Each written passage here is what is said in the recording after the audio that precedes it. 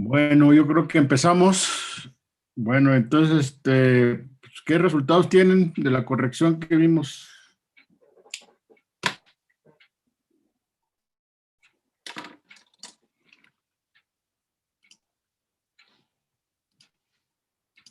El problema de la clase pasada.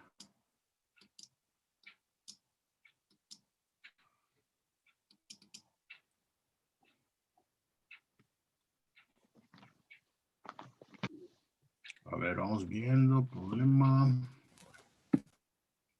9.5.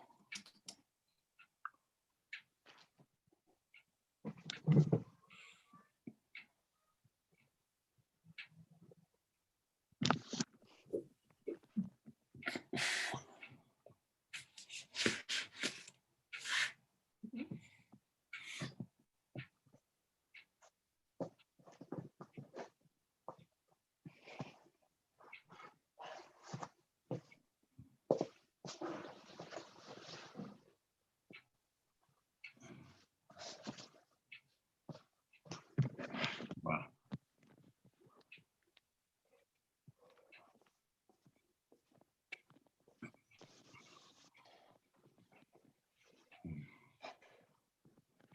Este es el de acetonagua. Bueno, yo empezaría. Creo que el punto A no tiene mayor historia, ¿no? Eso creo que todos coincidimos en que el punto había alguna pequeña diferencia, pero básicamente ese es lo que habíamos platicado. Ahora, lo que podría ser novedad es esto, que es lo de las tablas críticas internacionales.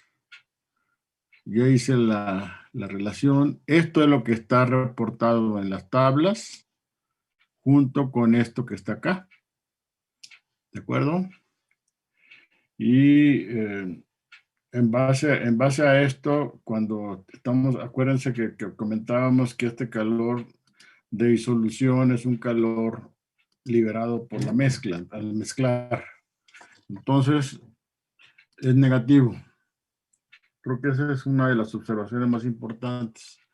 La otra es que el peso que está referido ahí es al agua y no a la acetona, como lo que de alguna forma para nosotros en la nomenclatura que estamos siguiendo, el elemento A es el que estamos tomando como referencia, como el más volátil. Entonces, en este caso, hay que tener cuidado nada más de interpretar bien que lo que estamos aquí manejando es, en el caso específico de la mezcla acetón-agua, estamos tomando como referencia que los datos que se dan corresponden al agua. Y por lo tanto, esto pues, se calcula restándole a 100 la cantidad que está en la primera columna, y ahí tenemos entonces el porciento en peso de acetona. Esto lo graficamos tal cual. Yo agregué los extremos en términos de para puro acetona, pues no hay calor que libere, ¿no? Porque no hay mezcla. Y lo mismo para puro, ¿cómo se llama? Para pura agua, tampoco. Entonces, haciendo ese añadido, pues en los extremos tenemos esta curva, que asemeja a una curva de distribución parabólica. Entonces, con esto, aproximadamente la fracción en peso de acetona correspondiente a la composición de fracción en peso, que es igual a 0.83, pues sería el delta S más o menos anda del orden de 5 puntos. Yo le puse 5.5. Aquí puede haber discrepancias, puede haber alguien que lo vea, que vea el 6, es probable. Ahí hay un cierto grado de incertidumbre, ¿no? Pero estaría alrededor de. Y lo mismo para el calor de disolución considerando la fracción en peso de la acetona, pero para el líquido residual, que es el cálculo que hacemos del HW. Esto es para el HF y esto es para el HW. ¿Sí lo ven?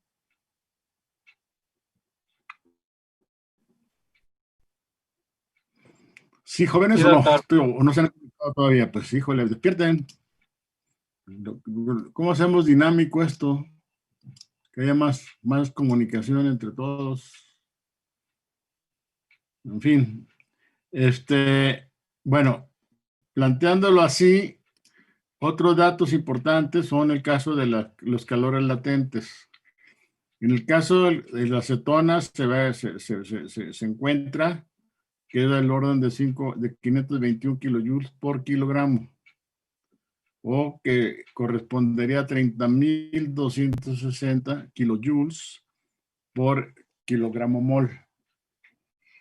¿Sí? O sea, multiplicándolo por el peso molecular de la acetona, 58.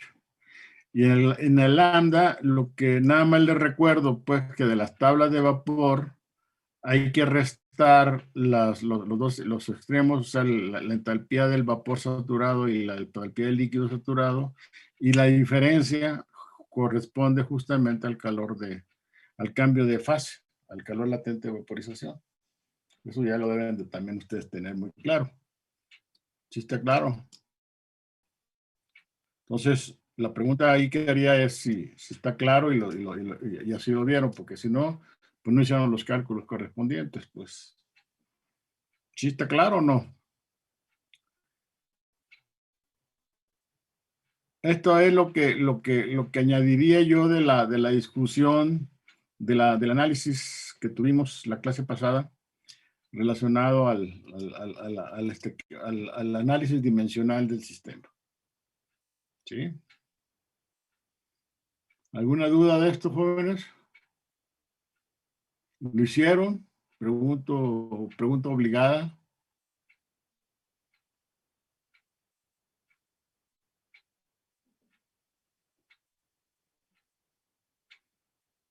¿No?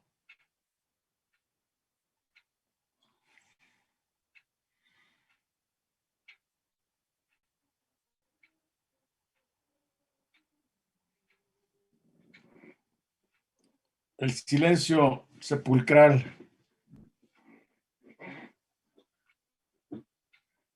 Un silencio un poco halagador, ¿eh? Se lo digo honestamente. No sé, o sea, si no me retroalimenta, no tengo idea si estamos haciendo las cosas bien o no. Yo sí tengo duda del cómo obtuvo lo que son las lambdas. ¿Perdón? Yo sí tengo duda del cómo se obtuvieron las lambdas. Yo ahora sí que intenté hacer el programa, pero no logré acabarlo, por lo mismo de que tuve problemas con lo que es cómo obtuvo lambda. La lambda, vete a las tablas de vapor. ¿Tienes estas tablas de vapor ahí? Permítame. Las tablas de vapor en el Felder viene en la página. Bueno, es que lo que pasa es que son ya varias ediciones. Pero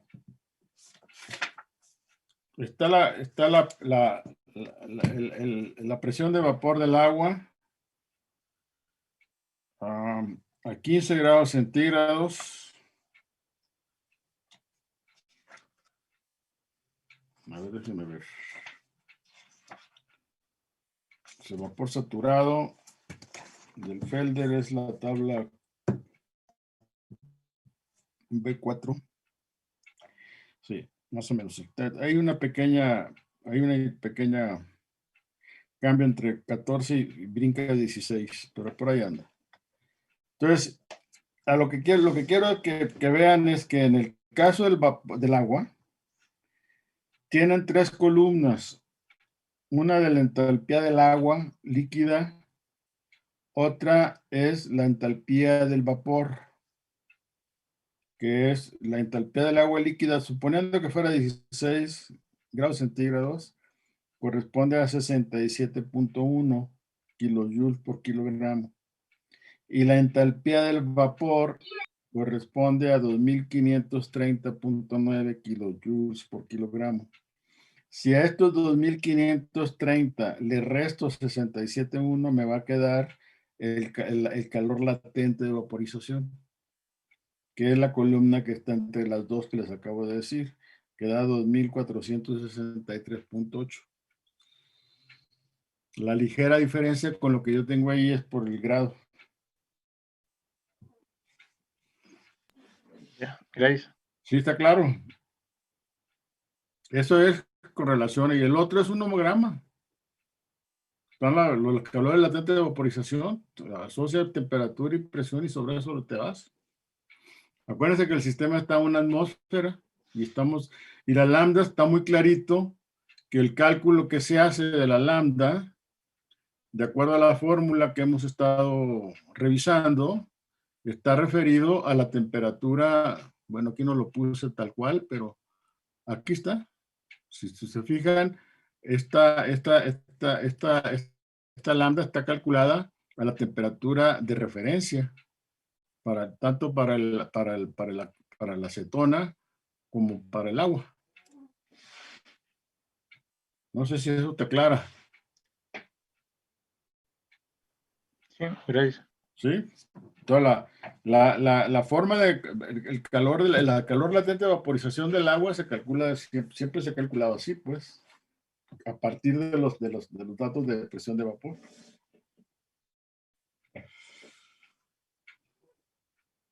El GeneCoplis también trae esa información, o sea que la pueden ustedes consultar si lo buscan. Yo vuelvo a repetir, pues, así como un mecánico de un taller automotriz, la herramienta son las tuercas y las, ¿cómo se llama? Las pinzas y las llaves españolas y las no españolas y ¿cómo se llaman? Los martillos y los desarmadores, etcétera.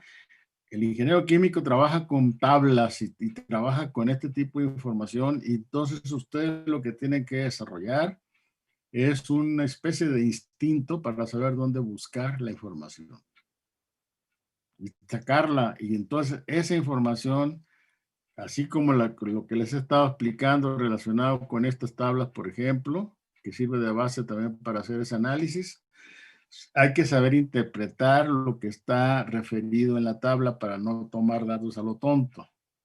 ¿Se me explicó? O sea, ustedes tienen que interpretar bien qué significa que es calor, el liberado, calor absorbido, todos los conceptos relacionados con la termodinámica, ¿no? El signo negativo es cuando el sistema libera energía, el positivo es cuando el exterior ejerce la energía sobre el sistema, etcétera, ¿no? Reacción exotérmica, reacción endotérmica, es una reacción exotérmica es negativa, el delta H, la endotérmica es positiva, etcétera, etcétera, etcétera, etcétera. Entonces, es importante. La otra lectura es esto que está aquí, que es susceptible de que uno se pueda equivocar. No se dio cuenta y resultó que yo tomé como referencia que el porciento en peso que estaba en la tabla directamente era la de la acetona. Pues no, pues habría que haber checado bien cuál es el A y cuál es el B que está definido ahí. Por eso, diciéndolo, haciendo alusión a lo que les he comentado, esas tablas las consulta cualquier persona, estudiante de licenciatura, de posgrado, investigadores, etcétera, del mundo. Entonces, hay una nomenclatura, vamos a decir, universal, que es la que tiene que interpretar la gente, pues, para poder obtener esos datos. Si no se interpretan bien esos datos, evidentemente, pues se va a tener cálculos equivocados. Es como cuando ustedes calculan un coeficiente, ¿no? Un coeficiente de transferencia de calor y utilizan una correlación equivocada que no corresponde con la geometría del sistema, no corresponde con las condiciones del Reynolds, del número de Prandtl, etcétera, una serie de parámetros que acotan de alguna forma la correlación que van a utilizar. O agarran la primera que encuentran y la usan, pues si la atinaron, qué bueno, pero si no la atinaron van a tener seguramente errores muy importantes en los cálculos que realizan. Ese es el mensaje, o sea, no es, ustedes no están en un plan de estar no sé cómo poder decirles, es decir, no es una escuela patito, pues, en la que tienen que aprenderse cosas así nada más. Hay que analizar y hay que asimilar lo que están planteando. Es bien importante, insisto. Ya vieron, bueno, para muestras un botón. Ayer ya vi una equivocación que tuve yo de apreciación, generó toda una bola de datos erróneos, que espantoso, así para acabar pronto. Ahorita van a ver los resultados con relación a los datos. Entonces, habiendo manejado esa información, nos regresamos al punto. Entonces hay que calcular la HF, ¿sí? La entalpía de la corriente que entra al intercambiador de calor, donde se le va a suministrar cierta cantidad de calor. Creo que la clase pasada, no sé qué valor tenía, pero ya esto ya se modificó muchísimo. ¿Por qué razón? Por la equivocación que tuve a la hora de hacer el cálculo de las fracciones, ¿no? Entonces aquí, manejando las fracciones, encontramos que para el caso del dato del problema, estamos hablando de 60% en mol, y corresponde esa fracción en peso a 0.83. Y el resto es 40% en mol del otro componente y 17% en peso. Esta es la mezcla en base a peso y esta es la mezcla en base a mol. Pregunto, si no hay dificultad, ¿sí recordaron cómo hacer esta conversión? Sí. Sí. Sí, doctor. No los quiero insultar, por eso pero sí les pregunto. No insultar en el sentido de una mala palabra, sino en el sentido de considerar que no pudieron tener un conocimiento básico, digamos. Eso lo vieron desde introducción a la ingeniería química. Si el profesor de entonces, de esa materia, hizo bien su trabajo. No califico, simplemente comento. Bueno, entonces esto es importante, ¿ok? Entonces pasar, ¿hay alguna duda respecto a estos valores? Bueno, este no, pero este. No, todo bien, doctor. Bueno. Por otro lado, tenemos las capacidades caloríficas que están reportadas en masa. Bueno, aquí lo mismo tener caloría por gramo que kilocaloría por kilogramo. Las pasamos a joules o a kilojoule por kilogramo, y esto aquí hay un factor de 4.18. Ya lo vimos, eso sí lo estuvimos viendo. No es necesario ni siquiera ponerlo porque aquí lo podemos plantear, ¿no? ¿Qué quiere decir esto? Que una caloría es igual a 4.184 joules. Bueno, eso manejarlo a nivel de la CP de la solución a 26.7 grados centígrados y a 60 grados centígrados. ¿Okay? Entonces, en el primer caso, que es la alimentación al intercambiador, que esa alimentación se encuentra a 26.7 grados centígrados, trae temperatura del ambiente antes de entrar al calentador. Bueno, entonces, como está en masa, pues entonces aquí fue parte de la fuente del error de la clase pasada. Entonces hay que multiplicarlo 0.83 por el 54, ¿verdad? Más el 0.17 por 1. Y esto nos da 0.61 calorías por gramo grado centígrado o 2.58 kilojoules por kilogramo grado centígrado. A 60 grados centígrados es como se encuentra el líquido saturado del fondo de la torre, o sea, el residual que llamamos, ¿ok? El que no se alcanzó a evaporar. Entonces, ahí, como está a 60 grados, necesitamos el dato correspondiente. Entonces, multiplicamos por la fracción en peso del componente a estas condiciones, y lo multiplicamos por 0.54 más 0.237 por 1, y esto nos da 0.65 calorías por grado centígrado, o 2.72 kilojoules por kilogramo grado centígrado. Esta corresponde a las condiciones de alimentación y este corresponde al fondo. no hay una variación apreciable del CP con la temperatura, o por lo menos se está ignorando.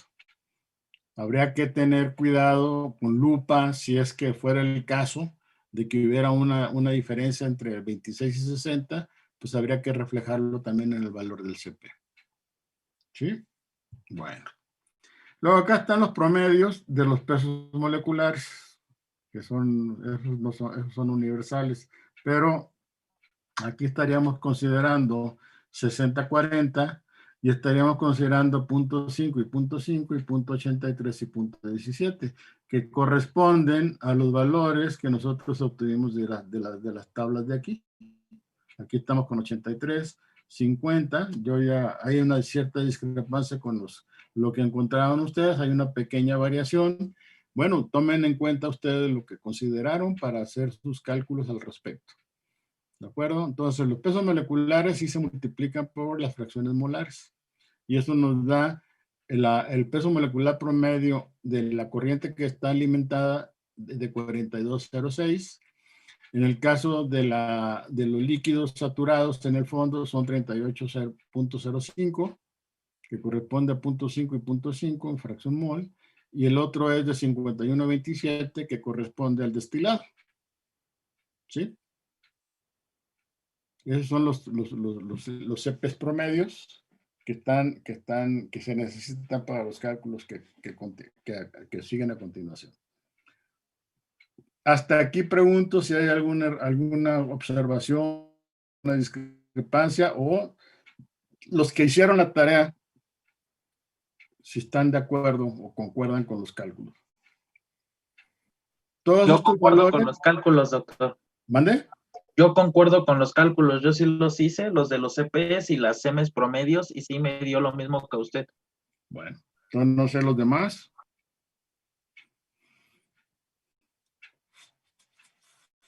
¿Alguien que haya tenido alguna dificultad y que tuviera alguna cuestión a aclarar? Yo, profesor, tenía dudas sobre el CP de la solución. Ajá. Para cómo se sacó ¿cómo se llama? El 230, el 0.237. 0. ¿Dónde está eso? 0.237 en la columna 47. En la columna, en el renglón 47. Ajá, en el CL. ¿Eh? El al lado. El 0.237. 0.230. No lo veo. A ver, oriéntame más. Ahí, al lado del 1. Ahí, no. Al lado del 1. O el 1. A ver, dime la casilla. 47. 47 es el renglón. L. 47L. Aquí. 0.237.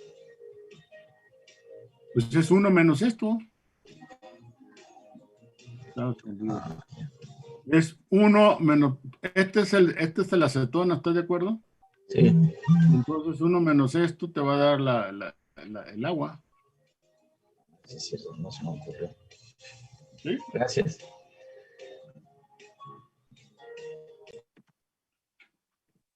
¿Alguna otra duda?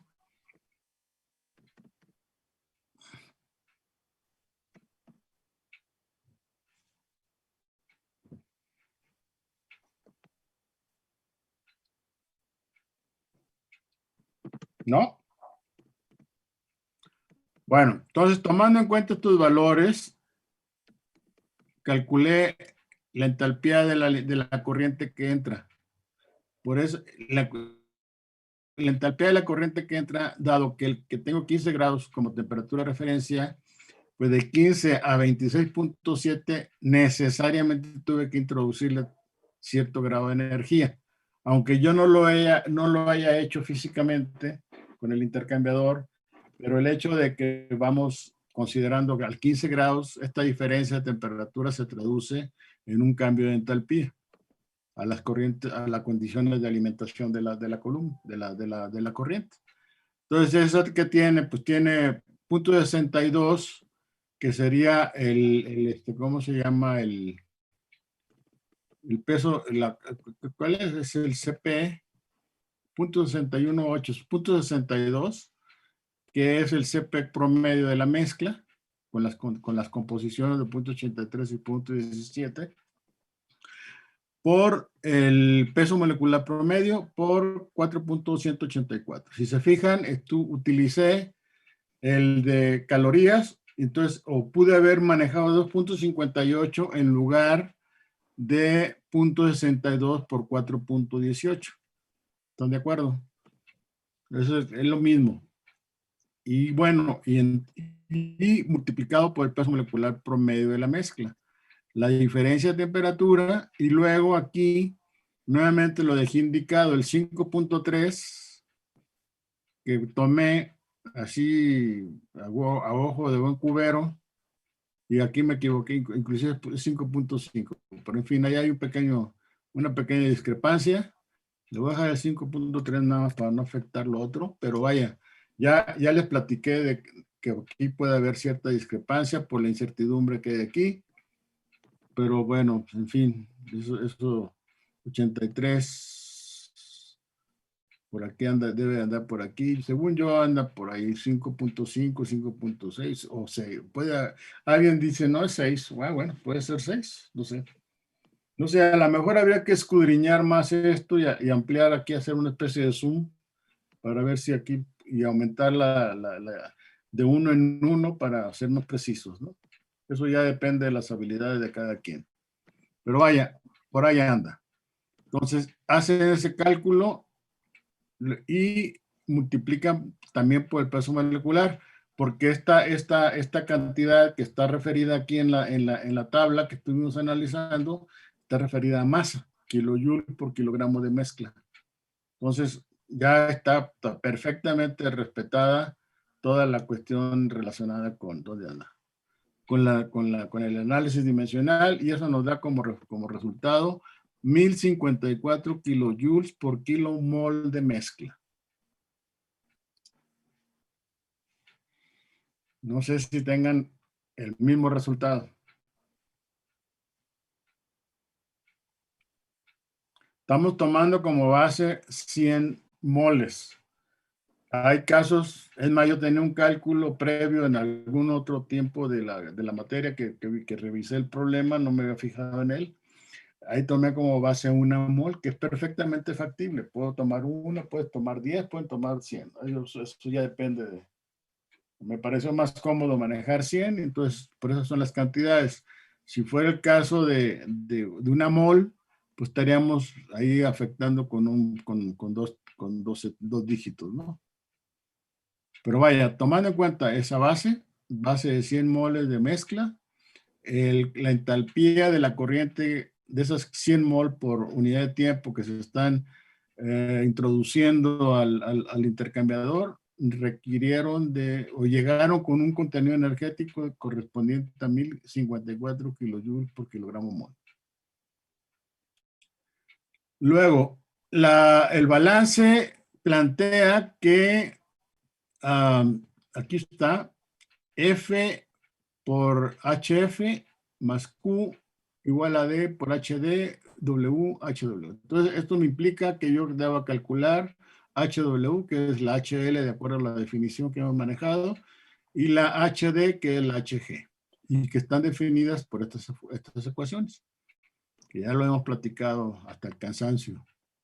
Entonces, manejando HW, el HW tiene otra composición, la masa, que está de líquido residual, que es la que tiene 0.763 y 0.237 por los respectivos pesos moleculares. Esto está referido a 60 grados porque es la temperatura a la que se encuentra la mezcla, el líquido saturado. Acuérdense que al separarse las dos corrientes, se van a manejar, como están en equilibrio, las dos se encuentran a la misma temperatura de 60 grados centígrados. Por eso es importante tener esta gráfica. Entonces, ya teniendo esto, podemos nosotros hacer los cálculos correspondientes y procedemos de la misma manera que con HF. 0.65 3805 es el peso molecular promedio. 4.184 pasar de calorías a kilojoules, a joules, o kilocalorías a kilojoules. La diferencia de temperatura entre 60 y 15. Y aquí le vamos a restar el calor que corresponde Entonces, trabó y no escuchaban, ¿no? a esas condiciones. A 60 grados. Aquí tenemos ahora 60 grados. Aquí, ¿no? En el sistema estamos hablando, planteándonos el peso molecular que corresponde a la mezcla que está en la fase líquida, y esto nos remite a tener por ahí de 9, más o menos, que volvemos otra vez a los 83, que es punto 60, ¿qué? A ver, peso molecular promedio másico es de punto 76.3. Punto 76.3 más o menos, aquí anda. Yo le vi 9.9. También vuelvo a insistir, aquí hay cierto grado de... Pero más o menos por ahí anda el asunto. Punto 73, aquí lo vemos. Y ese es el dato que tenemos para el calor liberado a esas condiciones de la mezcla. Y esto sería 9. ¿Dónde anda? HW 9 por 38.05 peso molecular. Y eso nos da como resultado 4.307 kilojoules por kilogramo mol. Ese es el cálculo y ese es el otro cálculo. ¿Sí? ¿Dudas? Maestro, yo tengo una duda. Dime. Del gráfico de las tablas críticas internacionales que puso, no sé bien, no entendí de dónde sacó lambda de la acetona. No, aquí no, esta lambda no la saqué de aquí, ojo. Esto viene de, aquí nada más por estar en este contexto, aquí lo puse. Pero nada, estrictamente nada que ver con esto. Qué bueno que me lo dices para aclararlo. Estos son búsquedas diferentes.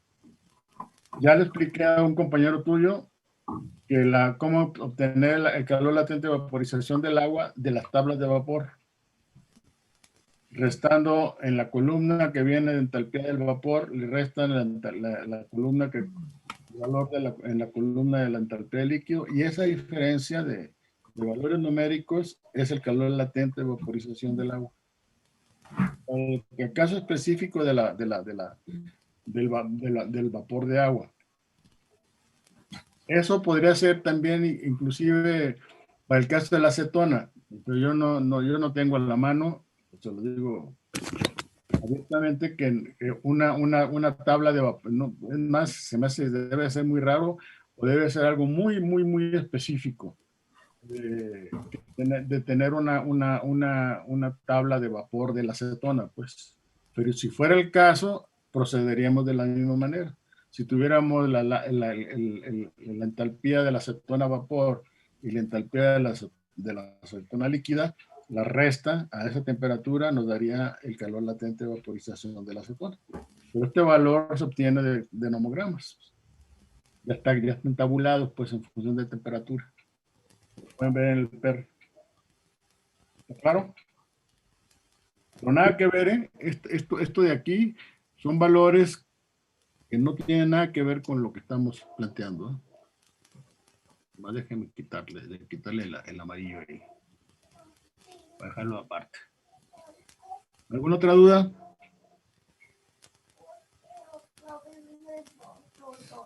¿No? Bueno, entonces la otra es la HD.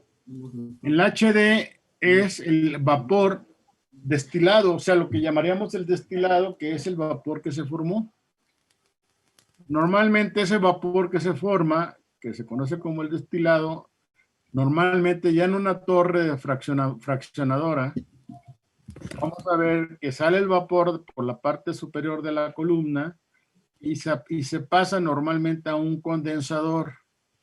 Y ese condensador es el que pasa el vapor saturado a un líquido saturado. Parte de ese líquido se saca como producto y parte de ese líquido se regresa a la columna. Es como funciona una columna fraccionadora.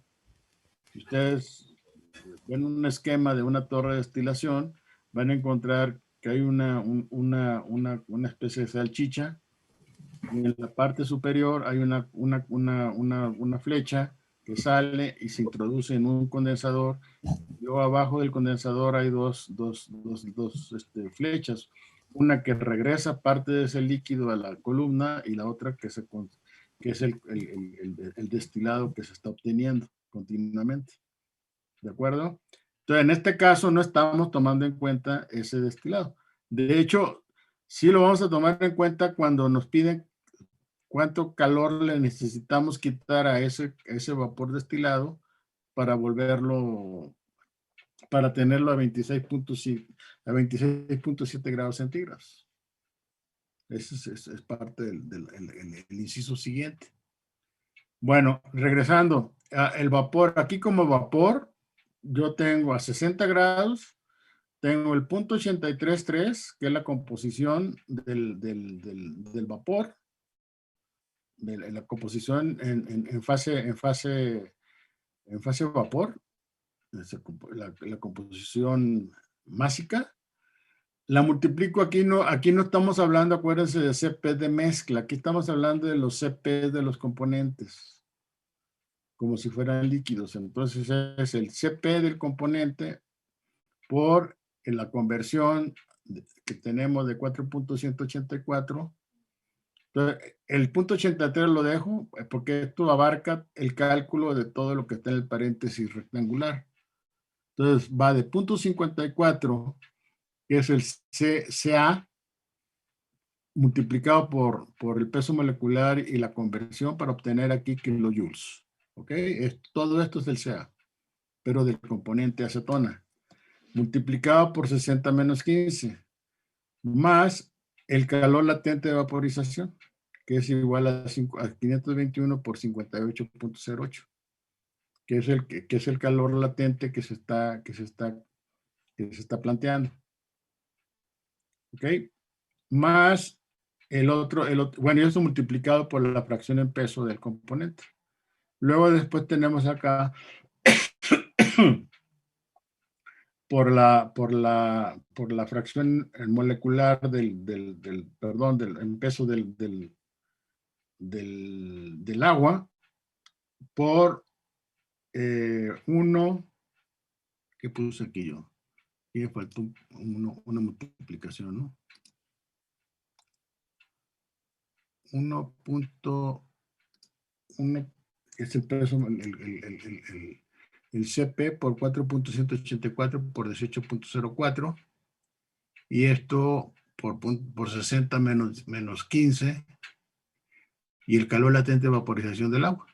Y entonces todo esto, la suma, multiplicado por estas correcciones, nos da la entalpía del vapor saturado.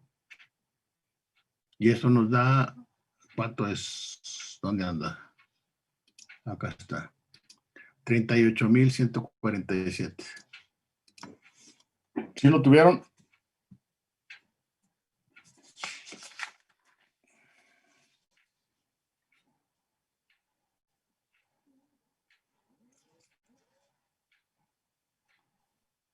Yo sí, doctor. Y los demás.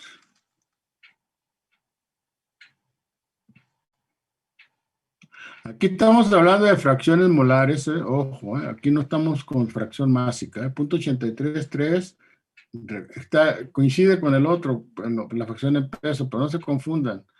Corresponde aquí, en esta gráfica estamos relacionando fracciones molares, y aquí es 0.5 con 0.83. Y estamos hablando de este vapor, que sería el 0.833 menos, y 1 menos 0.833, que corresponde al vapor.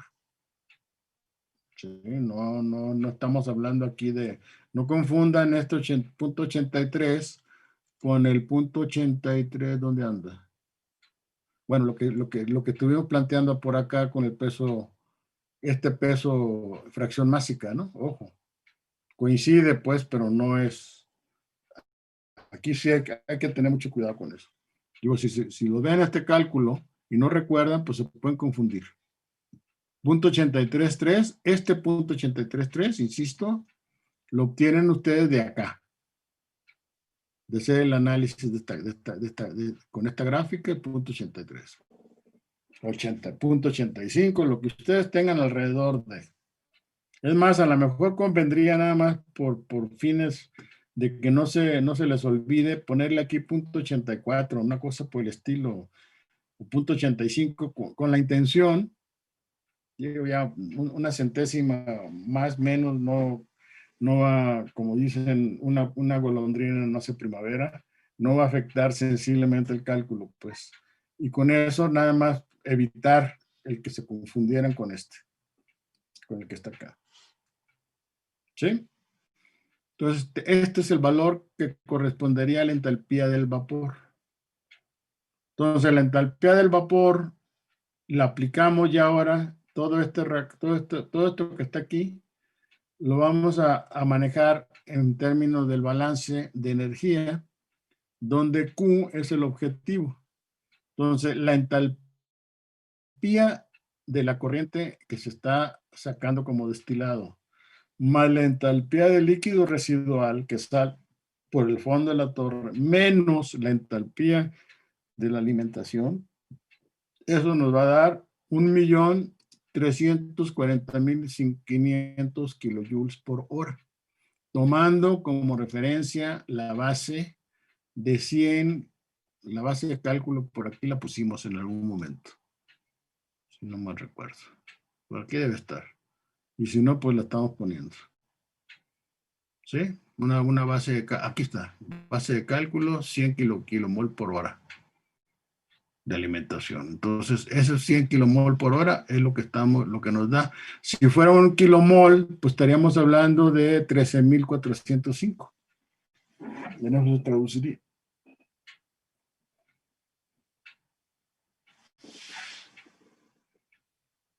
Y ¿está claro? ¿Dudas, jóvenes? ¿Dudas?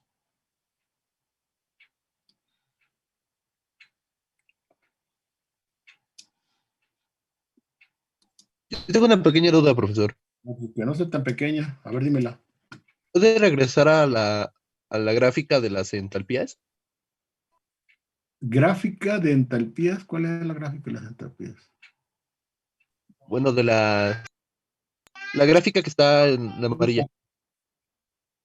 Ahí tengo mi duda es que tiene fracción en peso de acetona y luego fracción en peso de agua. Ahí se leen, las fracciones no importan que las lean, no digamos la fracción de 80 es 20 de Perdón, a ver, déjame ver. Insisto, qué bueno que me preguntan, porque sí es importantísimo que quede claro, ¿eh?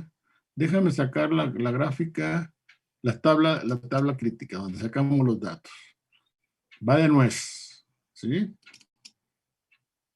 Con tal de que no haya dudas al respecto. Tenemos las tablas críticas y les he dicho que es importante interpretar bien la información que se está planteando ahí. Bueno, entonces aquí, ¿qué tenemos? Dice, se lo leo, la concentración está expresada como peso, por ciento en peso de A, del componente A en la mezcla. El componente A es el agua y el componente B es la acetona. Está por ciento en peso. ¿Qué significa eso? Pues son kilogramos o gramos de agua por kilogramo de mezcla. ¿Ok? Entonces, el punto aquí es que esto se refiere al agua. Entonces, esto menos, si lo manejamos como porcentaje, 100 menos esto nos da el porciento en peso de acetona. ¿Están de acuerdo? Porque es una mezcla binaria. Entonces, tomando en cuenta eso, es como aquí tengo esos son los mismos valores que están aquí, pero yo por eso le puse por ciento en peso de agua. Ahora, a esto yo le resto 100 menos esto, me va a dar todas estas cantidades, que son el porcentaje en peso de acetona. Y esa acetona, es lo que grafico, esto es lo que grafico yo contra el delta HS, que ahí lo representan como Q, o sea, lo que me conviene a mí representarlo de esa forma. ¿Dónde anda? Acá. Aquí le llaman ellos Q, que es el calor expresado como joules liberados por gramo de mezcla, ¿no? Entonces, aquí aunque no esté negativo, ustedes lo deben interpretar como negativo. Aquí, por ejemplo, se les pusieron negativo todos los valores para el tetacloruro de carbono. Estoy tomándolo como referencia, o el alcohol etílico. Aquí hay valores negativos. Eso nos está indicando que el sistema más bien absorbe calor cuando hacen la mezcla. O sea, digamos que si ustedes estuvieran en un frasco donde revuelven agua con alcohol, se les debe de enfriar. ¿No han hecho ustedes un experimento donde ponen en contacto hidróxido de sodio con agua? Y no les ha explotado, ¿cómo se llama? El frasquito el vaso de precipitado, porque pusieron abruptamente el agua en unas escamas de hidróxido de sodio. Si no tuvieron esa experiencia, tienen que tenerla. Y tienen que ver cómo se estrella el vaso de vapor, el vaso de precipitado, por la cantidad enorme de calor que se libera al hacer el mezclado. Estrictamente en ese sentido, lo mismo mezclar líquido con sólido que líquido y líquido. En este caso específico, cuando nos dicen que el calor es liberado, significa que está sacado. Si ustedes tienen el vaso en la mano y revuelven la acetona con agua, se debe de calentar, pues. Eso es lo que nos están indicando con eso. ¿Sí está claro? Entonces, aquí estamos graficando estos calores que están aquí, que están en la ordenada, contra el porcentaje en pesos de acetona, que es lo que nos interesa. Y eso es lo que nos da esto. Podrían haberlo graficado tal como está en la columna, la primera con la tercera, pero entonces tendría que tener cuidado de que a la hora de manejar abajo la información tuvieran que en lugar del punto, por decir algo, el punto 73 de fracción en peso de acetona, pues fuera el punto 17. Entonces estarían leyendo por acá los datos correspondientes. ¿Sí está claro? Sí. Bueno. ¿Qué otra duda hay, jóvenes? Profesor, yo tengo una duda. Dígame usted. En el CP de la acetona y del agua, ¿se puede tomar de cualquier temperatura de referencia? Es que los investigué y el de acetona estaba a 20, entonces no sé si aún así se puede utilizar. Sí, se puede utilizar. Más o menos. Yo lo vi, velo en el nomograma que viene en el Perry, o creo que en el Jim Copies también. Hay un nomograma, ¿no? O sea, tienes temperatura en una columna. Es como la que vimos de las culebritas del coeficiente de distribución, ¿se acuerdan? Que teníamos en una columna, en una escala, teníamos temperatura, en la otra presión total, y con una raya cruzábamos y veíamos en las culebritas las Ks o las MJ, como las vimos, correspondiente al elemento que tuviéramos nosotros analizando. En este caso específico, también hay nomogramas para el CP. Tienes una columna, una escala, normalmente te la ponen en grados centígrados y grados Fahrenheit, y en la otra te ponen la escala del CP, y normalmente tú ves la ordenada del CP, puede ser un XY o puede ser una bolita que está pegada a la escala del CP. En el caso específico del CP del agua está así.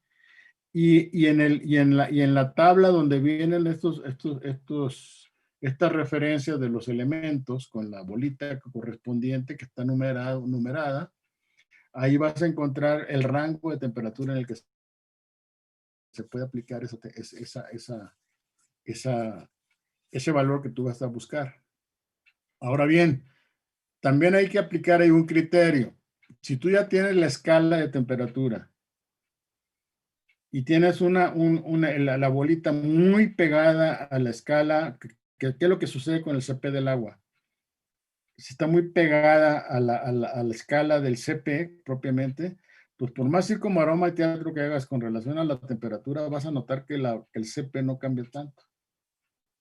Ahora, la otra es buscar tablas donde viene tabulada el CP en forma polinomial, ¿no? Que está en función del CP del componente, y lo tienes un valor numérico, y luego más B a la T, más C a la T cuadrada, etc. El polinomio que ustedes deben de conocer también. Por eso les decía, para mí estos valores son razonablemente, vamos a decir, constantes en ese rango de temperatura. Si no, insisto, yo tendría que haber puesto ahí el CP en una especie de fórmula polinomial que me permitiera estrictamente poner al CP en función de la temperatura. O sea, por un lado tiene razón tu duda. El CP sí es función de la temperatura. Ahora, no confundir, hay rangos de temperatura en lo que el CP se pudiera razonablemente, insisto, lo que eso signifique, que se pueda considerar constante. Es el caso que estamos analizando ahorita. No sé si te queda claro. Sí, gracias, profesor. Ya me quedó claro. ¿Alguna otra duda? Doctor, yo lo del el cálculo del calor, del Q, el inciso B, o sea, nada más es la suma de las entalpías, ¿verdad? Es el estar, pues, despeja de aquí la Q. Su entalpía, aquí obvio que todos estos cálculos que están aquí van multiplicados por acuérdense que el problema dice que se tiene un 30% de evaporación. Entonces significa que D corresponde a 30 moles y W corresponde a 70 moles. ¿Está claro? Entonces eso, pues yo al multiplicar, aquí ¿cómo se llama? Multiplico aquí, si te fijas, aquí es 30 por 38, 147, que es el CP del vapor, 70 por 4307, que es el del CP del líquido saturado, menos 100 por el CP, por la entalpía de la alimentación. Y eso es lo que me da este valor. Ok, doctor. Ya me da kilojoules por hora que se están metiendo al sistema. Muchas gracias, El doctor. cambiador de calor, que para que garantice las condiciones de separación que estamos buscando, tuvo que haber introducido a esta alimentación 1.340.500 kilojoules por hora, para estar calentando 100 kilomol por hora que estás alimentando tu sistema. Sí, doctor, muchas gracias. ¿Alguna otra duda? Bueno, ahora nos dicen que qué pasa, qué cantidad de calor necesitamos que quitarle a los productos para pasarlos a 26.7 grados centígrados. Entonces, en el caso del líquido, ahí no hay duda porque no hay cambio de fase.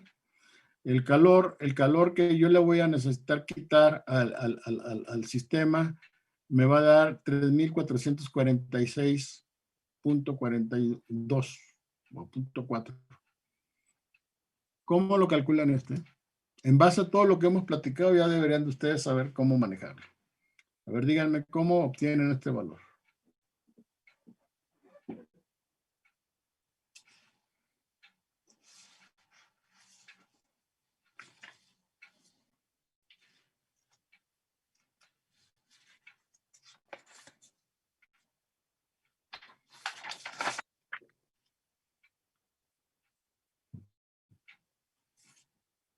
Tienen 5 minutos.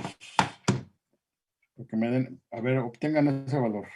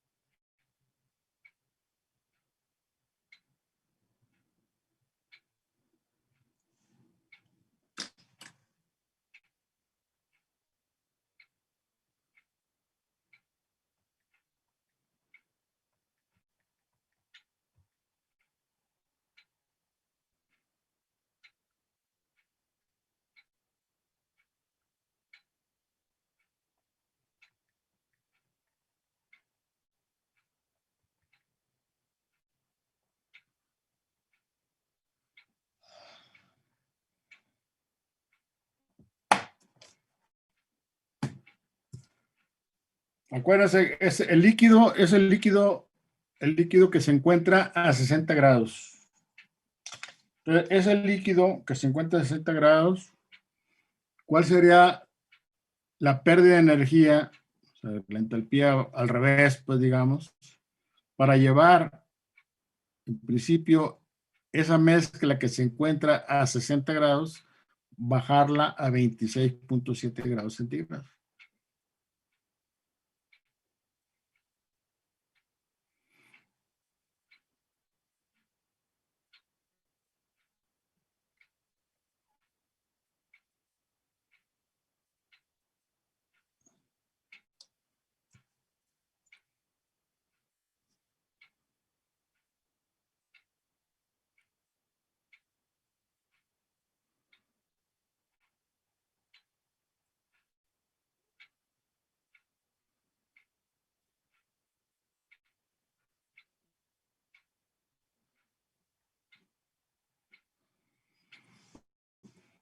Este valor está raro, te lo quito. ¿Sí lo ven? O sea, ¿cuánto calor necesitarían retirarle a ese líquido para enfriarlo? Pues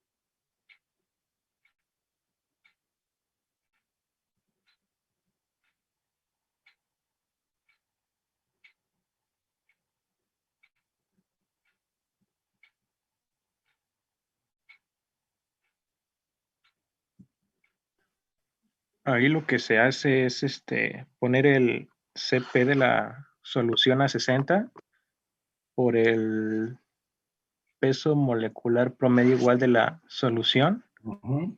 Y de ahí sería la diferencia de temperaturas, que es la temperatura que se quiere, que serían los 26 menos la temperatura de referencia, que serían los 60, ¿no? Y ahí ya me dio los menos... Para que te salga negativo tiene que ser de 26,7. de 26.7 menos la referencia que es de 60, ya me está dando de menos 3.446.42. Así es. Así es, exactamente. ¿Alguna otra observación?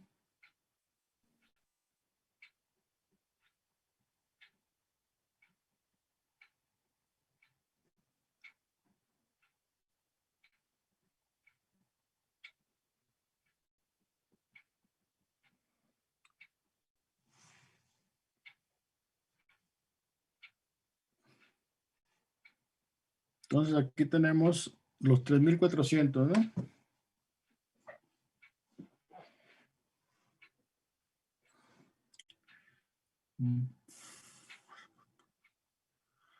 Bueno, de hecho, si lo multiplicamos por los 70, que es la masa de líquido saturado, nos queda otro valor, ¿eh? A ver, 70 por 2.72 por 38.05 por 26.7 menos 60 da 241.250. Esto da 241.250 kilojoules por hora. Aquí estamos considerando si estuviéramos ya manejando la masa, ¿no? O sea, esto de aquí, si lo multiplicamos, insisto, si lo multiplicamos por 70, que es la masa de líquido, nos daría 241.250 kilojoules por hora. ¿De acuerdo? Sí, doctor. Ese sería el resultado. O sea que el sistema, ya hagan de cuenta que el vapor, que el líquido está abajo, en la parte inferior, bueno, de hecho lo está, y lo que van a hacer es mandar ese líquido ya por las razones que sean al almacén, y para enfriarlo necesitan quitarle esta cantidad de calor. A esa razón es que si le pongo negativo y me hace cosas raras esto. Voy a ponerlo acá. Ok. Ahora, les confieso que no terminé de meditar lo del vapor. Eso me queda como deuda con ustedes para el próximo martes. Aclararles cómo calcularlo. Pero ahí básicamente lo que tenemos que pensar es en términos nuevamente de que ese vapor que está en la parte superior de la columna, hagan de cuenta que lo van a mandar a un intercambiador de calor para quitarle la energía que nos permita tener ese vapor pues va a quedar líquido, ¿no? Estrictamente hablando, a 26.7 grados centígrados se vuelve líquido. Entonces ahí está involucrado un cambio de fase. Entonces necesito revisar eso para ya platicarlo un poco más a detalle. ¿Sí? Entonces queda pendiente este cálculo para la próxima clase. O sea, el calor que se le tiene que retirar el destilado para pasarlo de 60 grados, que se encuentra también, a 26.7. Lo cual va a implicar que hay una condensación. Y en lugar de tener un calor que genere la mezcla, es lo que yo quiero ver. Estrictamente el delta H de condensación es signo contrario al calor latente de vaporización. ¿Verdad? Entonces, eso déjame checarlo y la clase que entra lo discutimos. ¿Sí está claro? Bueno. Entonces, déjenme. Vamos a avanzar un poco en la parte de la teoría. Relacionado con esto. Y vamos a ver.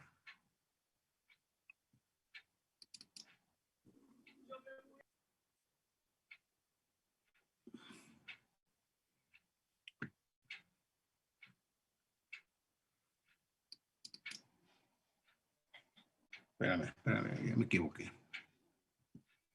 Abrí lo que no debo de abrir.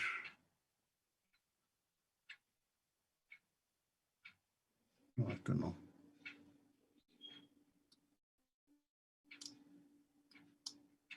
Cerramos y abro este.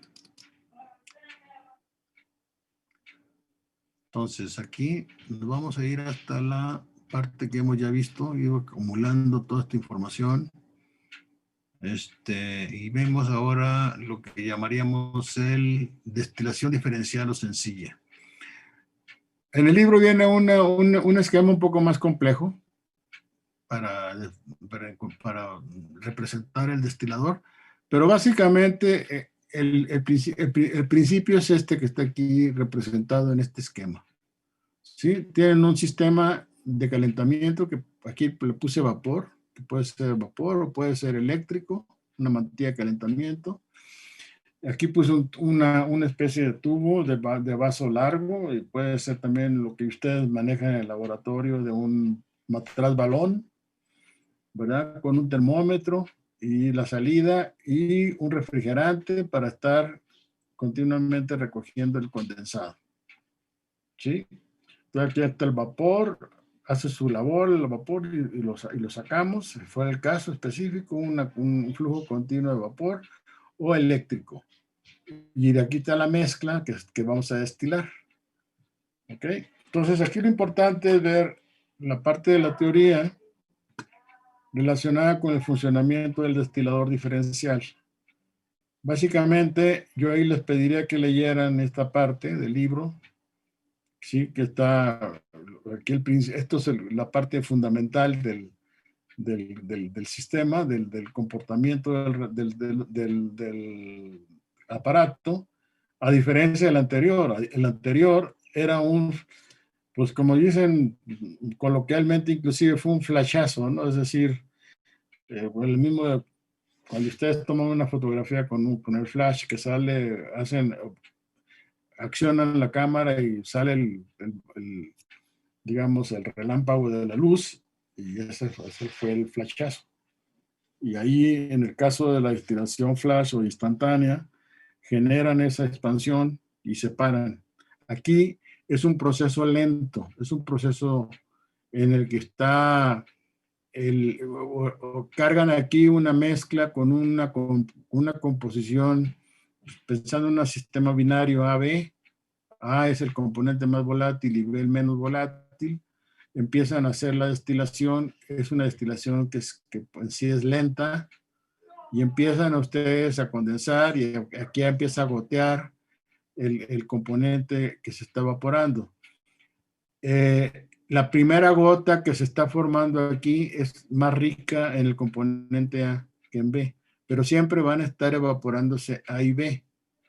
Y lo que va a pasar es que esta composición que se está acumulando en el líquido que está condensando en el tiempo, pues va a ser una composición que al final va a ser una especie de composición promedio, ¿verdad? ¿Por qué? Porque la gota está cambiando su composición conforme se va agotando el componente A que está contenido en la mezcla.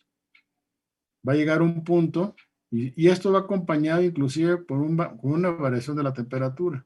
Si la temperatura que están midiendo al principio del punto de ebullición de la mezcla, pues está asociada con gráficas como la de temperatura composición que hemos estado viendo, esos los anillos. Ahora, conforme va disminuyendo la composición de uno de los componentes, la temperatura de esa mezcla pues va a ir necesariamente variando. ¿Eso qué significa? Que va a tender, la temperatura del equipo va a tender a ser igual a la temperatura de ebullición del componente menos volátil. Sí, es digamos la lógica, ¿no? de este análisis.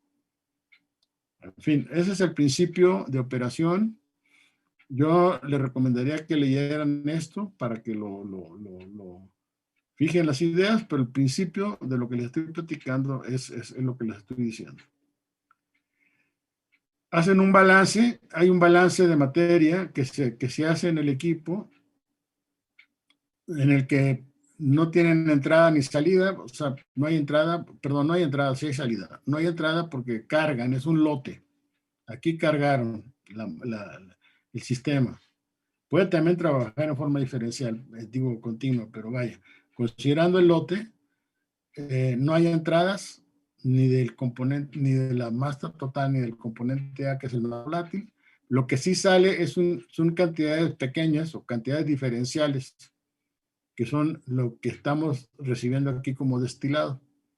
Y este destilado, estas gotitas que están cayendo aquí, tienen una composición del componente A, Y, por la cantidad diferencial que se evaporó. ¿Ok?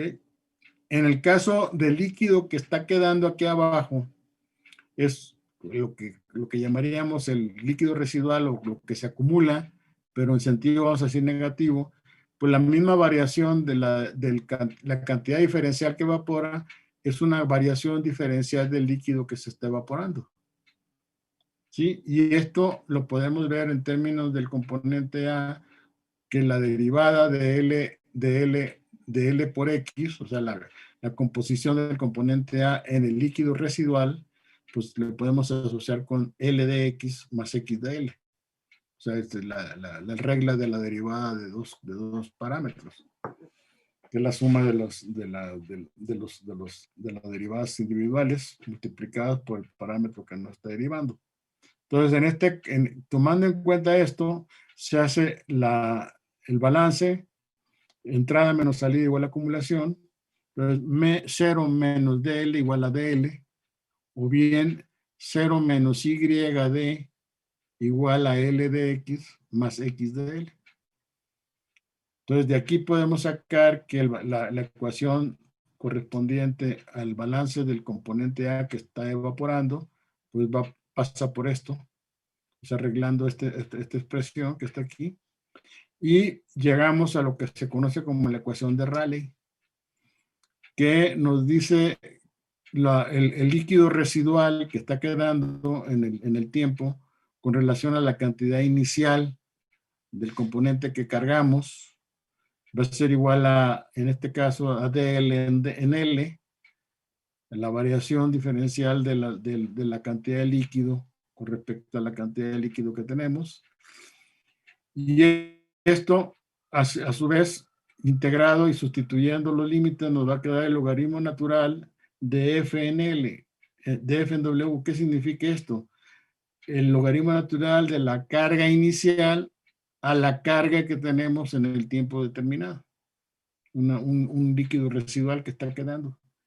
Y esto va a tener los límites de integración entre la composición inicial de la mezcla que está del componente A que está contenido en la mezcla a la composición que va quedando residualmente. Y esto de X entre Y menos X. Como las cantidades que se están evaporando son muy pequeñas y muy lenta la destilación, entonces podemos aceptar que el vapor que está saliendo por acá está en equilibrio con el líquido que está residual, que está quedando dentro del destilador.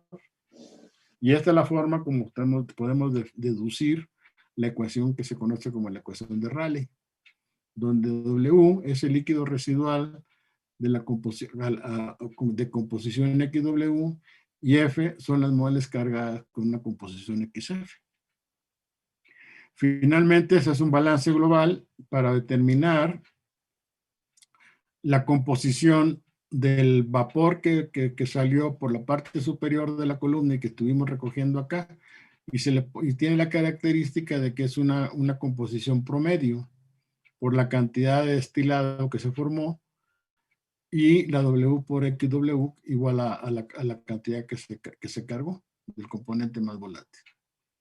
Esta solución de la gráfica es una solución, perdón, de la ecuación es una solución gráfica de este tipo, puesto que no conocemos, no podemos integrarla pues, directamente porque tenemos este Y aquí.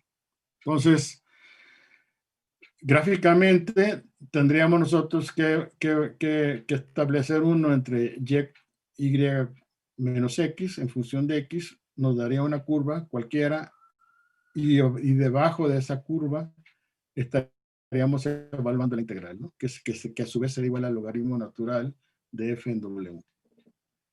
¿Cómo evaluamos esa gráfica? Pues recuerden, vean el Felder, el Perry, también nuevamente ahí vienen los métodos para evaluar las integrales que son equivalentes a al área bajo la curva que define la integral.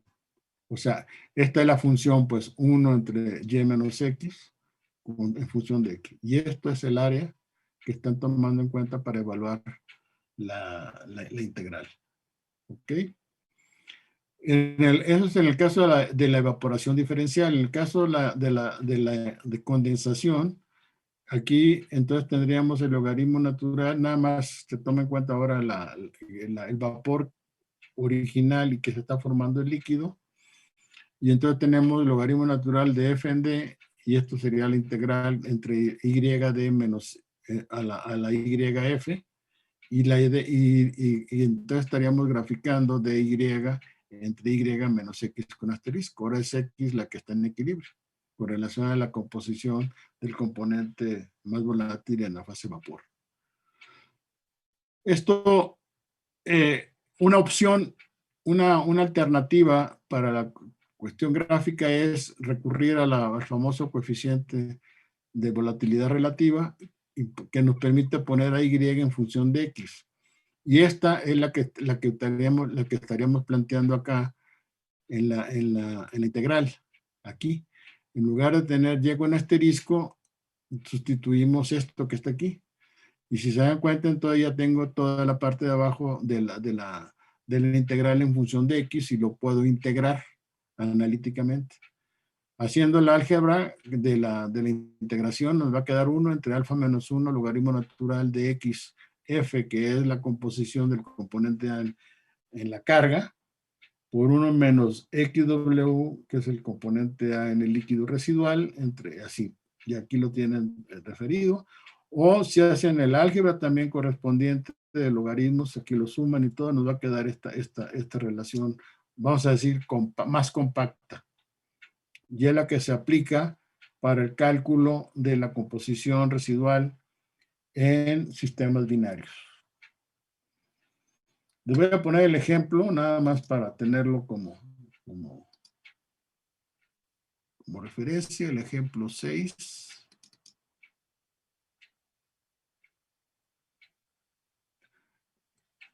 Este mezcla N-heptano, N-octano, y es una mezcla que ya conocemos bastante bien. Y la forma, nos dicen que tiene un líquido que tiene esta composición, se somete a destilación diferencial a presión atmosférica y se destila el 60% en mol del líquido. O sea que tiene que evaporarse el 60%, ¿no? Entonces, ¿qué es lo que hacemos? Tomamos nuevamente nuestra base de 100 moles con una composición de 0.5 fracción mol, y tenemos 60 moles de vapor, 40 moles líquido. Eso es lo que tenemos en ya el inicio y al final del experimento. Entonces, ¿qué hacemos? Conocemos F y conocemos W. Entonces ponemos logaritmo natural de 140, da 0.9163. Una solución gráfica sería que, por ejemplo, yo utilizando la volatilidad relativa promedio, que ya vimos cómo se calcula en el caso del problema, si ustedes ven el ejemplo 9.1 y 9.4, quedamos en que la alfa era 2.16. Esto ya fue motivo inclusive de alguna discusión que tuvimos en su momento. Bueno, utilizando esto yo puedo arbitrariamente, o sea, la composición al inicio de la carga tiene 50% en mol. Esa va a variar a lo largo del tiempo, y yo voy a estar calculando la composición del vapor, que va a estar variando de esta forma a partir de esta expresión con la alfa correspondiente. Entonces, tomando en cuenta esta expresión para conocer las y, yo puedo obtener y con asterisco menos x elevado a la menos 1. Y esto me permite entonces hacer la gráfica de 1 entre y menos x en función de x. Y me da esta curva.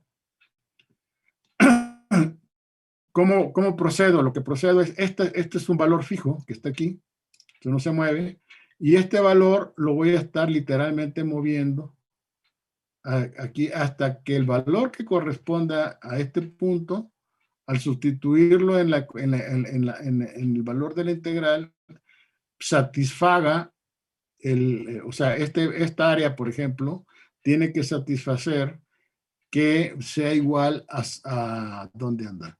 A 0.9163. Es un tanteo, pues. Esto ustedes le pusieron 0.4, y no dio. Si le pusieron 0.35, no dio, o sí dio, etcétera. Y entonces a partir de eso, tú puedes encontrar un valor de la X que corresponda, cuya área bajo la curva va a ser igual a 0.9163, y ese sería el resultado. Esto nos da como resultado que, aquí no sé si me equivoqué.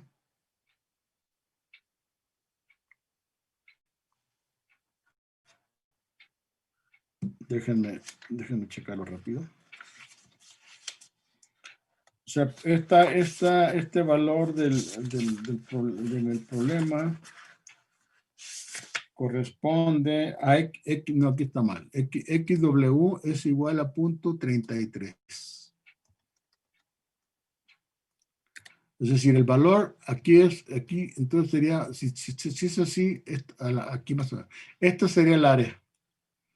O sea, ustedes van recorriendo, una vez que ya definieron esta curva, van recorriendo, y cuando el área sea igual a 0.9163, ahí le paran. Y eso, en este caso específico, corresponde a 0.33. ¿De acuerdo? Entonces, a partir de eso, aplican la fórmula que ya vimos, ahorita que les acabo de explicar, despejan YD y les da la composición del vapor que se formó. O sea, el 60% de moles de destilado que estamos teniendo va a tener una composición promedio de 0.613 moles de A por mol de mezcla, y el residuo que va quedando va a bajar de 0.5 a 0.33. Esa es digamos, lo que sería la destilación binaria.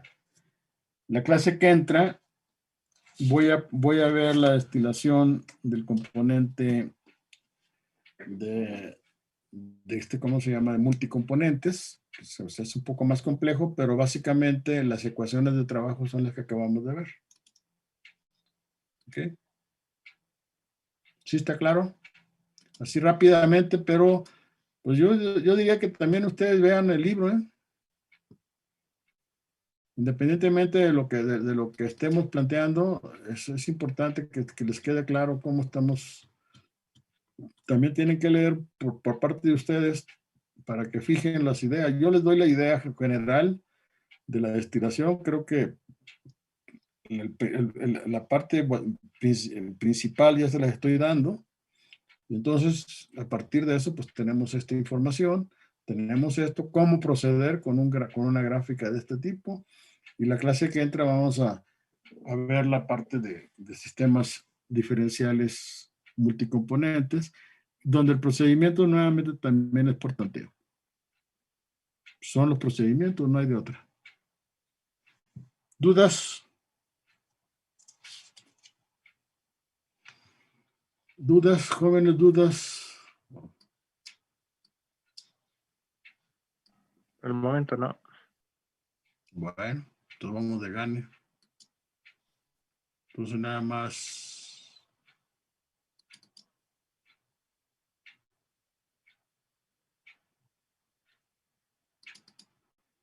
Les voy a pedir para que hagan el ejercicio. Este es un ejemplo que viene en el libro de Jim Coplis, el 11.3-2. Es un problema ya resuelto. No, yo les pediría que lo vieran, que lo analicen. O sea, a ver, pongan ahí, apúntenlo por si no tienen los datos. Copien, por favor, el enunciado del problema, que son 100 moles que contienen 50% en mol de N-pentano y 50% en mol de N-heptano. Se destilan diferencialmente a una atmósfera hasta obtener 40 moles de destilado. Pregunta es, ¿cuáles son las composiciones promedio del total del vapor destilado y la composición del líquido residual? Lo que acabamos de ver. Nada más para redondear la idea. El problema que vimos ahorita es un problema que viene resuelto en el libro de Treibel. y este viene resuelto en el gin copies, para que fijen las ideas y entiendan bien lo que se trata de esta destilación. ¿Ok? Los datos de equilibrio que proponen ahí en el libro son estos que están aquí. XY igual a estos valores, apúntenlos para que hagan la gráfica correspondiente, y aplicar la fórmula, la tabla que vimos para determinar el área bajo la curva, ¿no? La 1 en Y con asterisco menos X. A partir de la fórmula tienen que calcular el coeficiente de volatilidad para que puedan encontrar la relación de Y con X.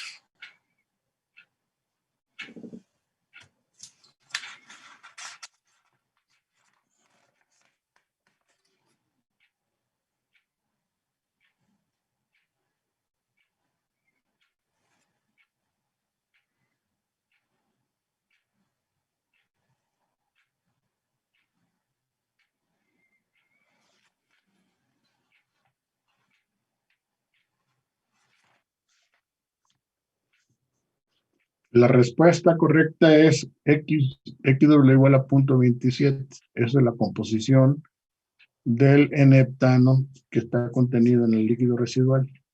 Y la composición promedio que sale por la parte superior es de 0.835 del vapor. Entonces, ahora con estos dos ejemplos ya queda claro lo que es la destilación diferencial binaria. Y el martes que entra vemos el caso de la destilación multicomponentes. Y ya con esto, creo que con esto queda la base para lo que sigue, que es la parte más importante, que es el caso del fraccionador. Sí, donde tenemos varias etapas que están en las columnas de platos y vemos como toda la teoría relacionada con el libro, con el método de Ponchon-Savarit y con el McKelty. Creo que vamos a muy buen tiempo, estamos en la tercera semana, nos quedan, de acuerdo al programa, 3 semanas para ver estos dos métodos.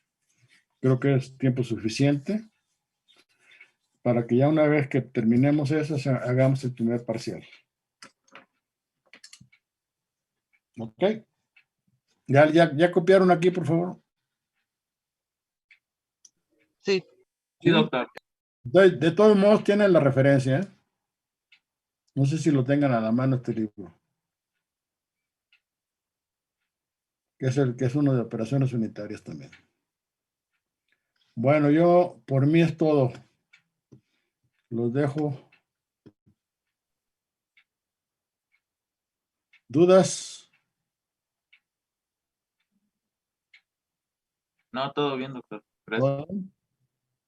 Bueno, entonces queda pendiente lo del vapor que vamos a enfriar, que estuvimos comentando.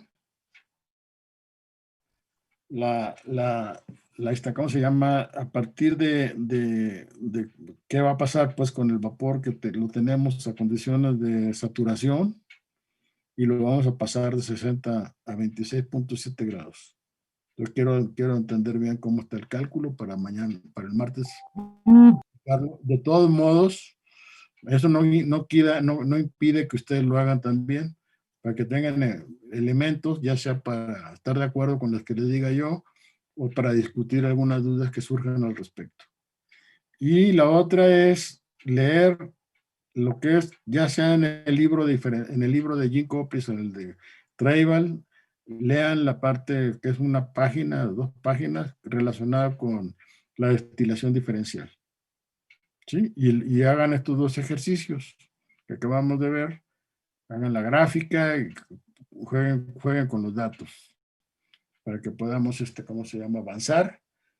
Quedaría pendiente la parte de destilación diferencial multicomponentes y una vez que se tenga todo eso, caemos en lo que sigue, pues que es la parte más importante en el tema de destilación, que es el de las columnas de varios platos. ¿Sí? Con mucho es la principal operación unitaria en ingeniería química. Bueno, jóvenes, por mí es todo. Si no hay dudas, comentarios, aquí le paro. Y gracias, bonito día, doctor. Ándale, pues, buen fin de semana, cuídense, no bajen la guardia, porque está la cosa que arde. Sí, doctor, gracias, igualmente. Gracias, igual, profesor, cuídese. Hasta luego, Doctor. bye. Hasta luego.